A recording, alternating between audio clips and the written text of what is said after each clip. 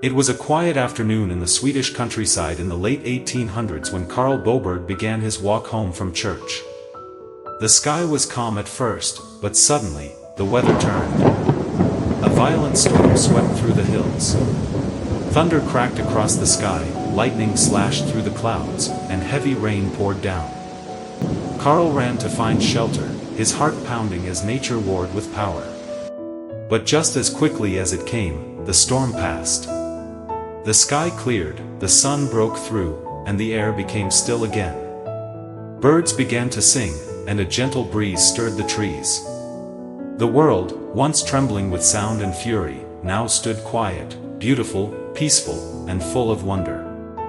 Karl stood there in silence, overwhelmed. It wasn't just the power of the storm that moved him, it was the peace that followed, and the realization that God ruled both. In that moment of awe, Karl's heart overflowed. He sat down and wrote a poem titled, "O Store Good, O Great God." That poem would one day become the beloved hymn, "How Great Thou Art." Years later, an English missionary named Stuart Hine would be moved by that same song while traveling in the mountains of Ukraine.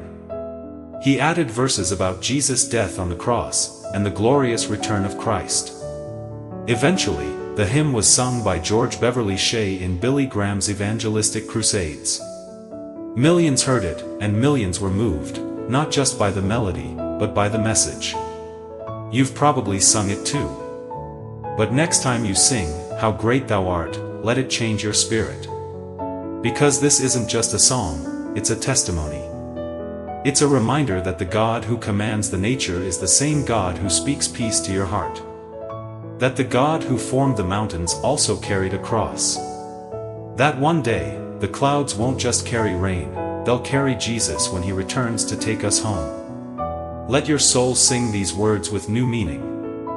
Then sings my soul, my Savior God to thee. How great thou art. Not just because they're beautiful, but because they're true. Let it fill you with wonder. Let it remind you who God is. And let your soul sing again. When I consider thy heavens, the work of thy fingers, the moon and the stars, which thou hast ordained, what is man, that thou art mindful of him? And the Son of Man, that thou visitest him? Book of Psalms, chapter 8 verses 3 and 4.